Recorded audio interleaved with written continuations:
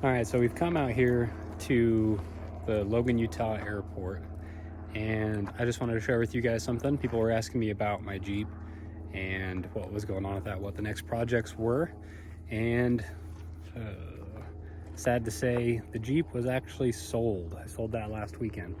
Now, what I got to replace it might come as a surprise because it's not quite anything like a Jeep. It's not quite anything like a 4x4 in general. In fact, I kind of went with a different route. And I'll go ahead and show you what we got here. For those who don't remember or haven't actually seen my Jeep, I'll put up some pictures right here so you can see it.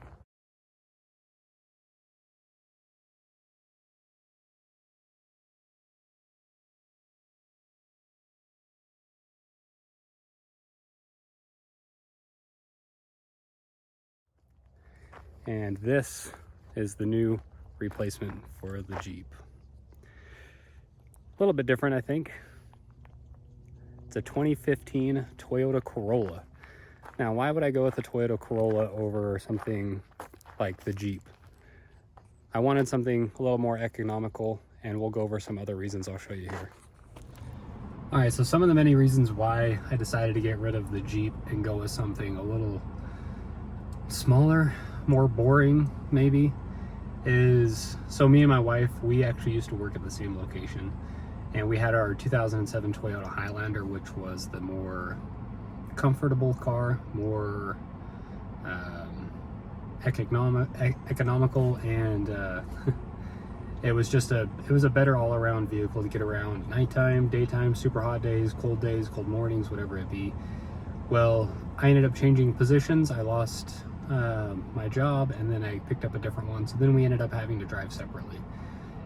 We drove together for a good, I don't know, 4 years, something like that together. And now with a different position, I had to drive separately from her. So she took over the Highlander and I drove the Jeep. The Jeep was fun. We were coming to, kind of a closer end on summertime. So the problem is with summer coming to a close, you get colder mornings, so driving in the mornings sucked, but going to lunch was fun, but then in the at the end of the day it was too hot. You came home sweating like crazy. It was just kind of a task almost to drive it. It was kind of a chore. So we decided to get rid of it and go with something a little bit different. So we picked up the 2015 Toyota Corolla, and I just kind of wanted to show you a few things that I actually really love about it. So we'll go ahead and flip you around here.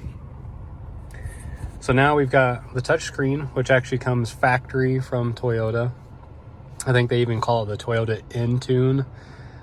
You got the Bluetooth audio, you got your AM, FM, CD, typical car audio stuff. But this, this was one of the main reasons we got rid of it. And that's air conditioning. The 94 Wrangler did not have AC. It did have an amazing heater, but with the top off, the heater really did nothing. It was kind of pointless. But now I've got heating, I've got air conditioning.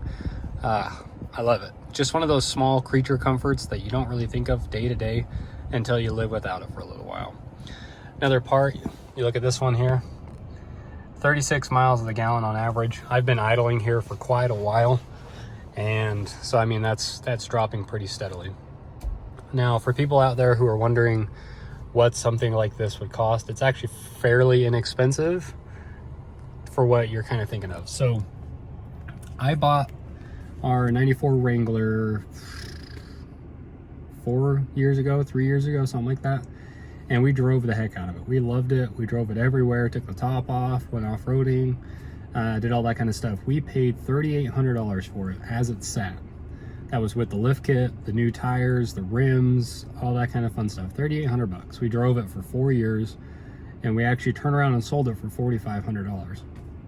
Now, $4,500 doesn't seem like much to get you into a car like this. I mean, if you look at it, again, we're at 5,500 miles. Sorry, 55,000 miles, not 5,500.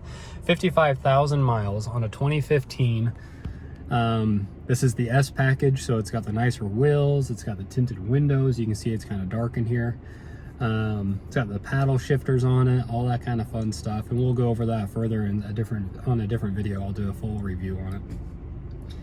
And fairly cheap, actually. So this one I actually picked up for $7,000. Now, if you look at the book value on a 2015 Toyota Corolla S with 55,000 miles on it, you're going to see that they can, you know, range from $9,500 all the way up to $13,000, $14,000. So patience. You got to know what you're doing, know what you're looking for, how to communicate in the negotiation process, and you can get a car like this for about $7,000. Now, granted, yes, it is used. It does have some scratches on it from the previous owner's kids, but nothing that, you know, can't be buffed out, and I'll go through all that later. But I mean, heck, got AC, you know, you've got Bluetooth audio, you've got heated mirrors, power seats, paddle shifters, CVT transmission. You're getting, you know, 36 to 40 miles of the gallon. And this is in city, this isn't freeway driving. I live in a small town, so it's just in city, that's all it is. I love it. But like I say, I'll do a review on it. I just wanted to give you an update on the Jeep. People have been asking me about it. They wanted me to do more videos on it. Sadly, I can't do more videos for obvious reasons, you know, it's going. So I do appreciate you guys checking out and being interested in the videos that I do make. And if you have any questions on the Corolla, if you're interested in buying one and you just have questions, or, you know, this will cover a lot of years of Corolla. So yes, it's not a Jeep, it's not as fun, but it's actually pretty peppy for the 1.8 liter engine that's in it. So if you have questions on it, let me know. I'd love to do videos on it. I will be doing, like I say, a full review of my thoughts and impressions on it. I've only had it for about a week, so I'm going to drive it around some more, get some more ideas on it, and, you know, learn about it and play around with it a little bit more. But thanks for watching. Leave a comment if you have questions, and I'll see you next time.